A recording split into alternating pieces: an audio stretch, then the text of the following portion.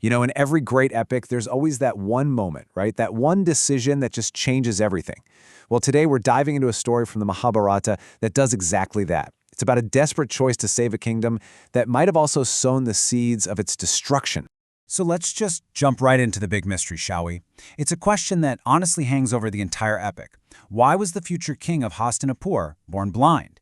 Now, the answer has nothing to do with biology. It all comes down to a single, really intense human moment. Okay, so to really get what happened, we need to rewind a bit. Picture this, the great kingdom of Hastinapur. It's a powerhouse, right? But it's facing a major threat. And this isn't some invading army. Nope, the danger is coming from right inside the palace. So here's the deal. The king, Vichitravirya, he's dead, and he's left behind 2 wives, but no kids. And you have to understand, this is way more than just a family tragedy. This is a full-blown catastrophe for the kingdom. No heir means no future. The entire royal line could just end, right there. With everything about to collapse, the Queen Mother, Satyavati, realizes that normal solutions are completely off the table. She has to do something drastic. She has to dig deep into her own past, to a secret she's held on to for a long, long time. It's her one last desperate shot. And what is that secret? Well, long before she was queen, she had another son, her firstborn, the legendary sage Ved Vyasa. Now, this guy was a total ascetic, living out in the forest, but his spiritual power was just off the charts. All she had to do was think of him, and boom, there he was, right in front of her. So Vyasa hears his mother out, and he agrees. He'll save the dynasty. But here's the thing, he is not a palace kind of guy. He plays by his own rules. And his help, it comes with one very specific and very fateful condition. His instruction for the 2 widowed queens, Ambika and Ambalika, was pretty shocking, to say the least. It was simple: come to me naked. Now, this wasn't about modesty. This was a test of something deeper. It was a test of courage. Could they accept him for who he was, completely, without flinching, in all his raw, powerful forest sage glory? And you can imagine the conflict this created, right? The queens were, frankly, terrified. I mean, Vyasa wasn't some polished prince. He was intense, wild, unkempt. He was a force of nature. But they had a duty to their kingdom to produce an heir. So they had to swallow their fear. And they agreed. And so this is where it all goes down. We're about to see 3 really important encounters. And what's crazy is that in each one, how the woman reacts is going to directly shape her son's destiny, and by extension, the destiny of the entire kingdom.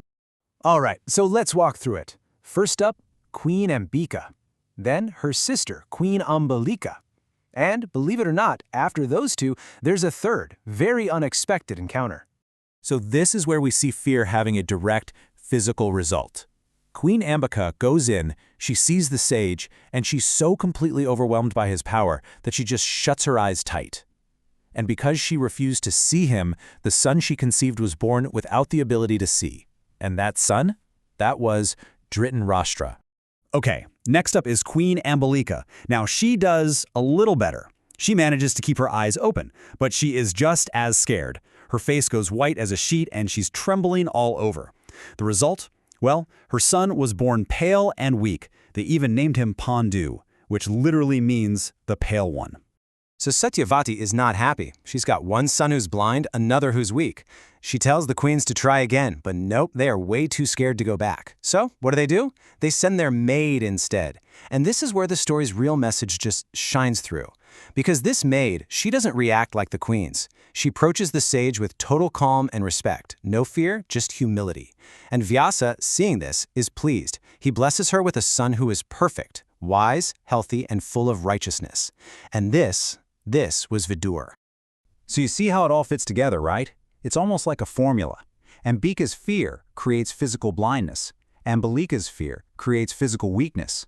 But the maid's calm courage, that creates a son who is the picture of wisdom. 3 different reactions, 3 totally different fates, all decided in a single moment. Okay, so crisis averted. The dynasty is saved. But what happens to these 3 half-brothers? You've got 3 sons, all from the same father but born from totally different mothers in totally different states of mind. How does that play out? Well, their legacies pretty much become the foundation of the entire Mahabharata. Dhritarashtra, the blind one, becomes the king whose metaphorical blindness to what's right and wrong eventually brings ruin. Pandu, the pale one, he fathers the epic's heroes, the Pandavas. And Vidor, the son-born of courage, he becomes the wisest advisor in the entire story, the conscience of the kingdom. So, when you look back, Vyasa's plan did work. The royal line continued, but it was a line that was now forever marked by the fear and the courage of its own creation. And that, right there, set the stage for all the conflicts that was about to unfold. And that really leaves us with a huge question, doesn't it? You have a king born from fear and a wise man born from courage. It makes you wonder, what's the better legacy, really? Is it power that's grasped out of fear and duty? Or is it the wisdom that comes from a place of humility and courage? It's something to think about.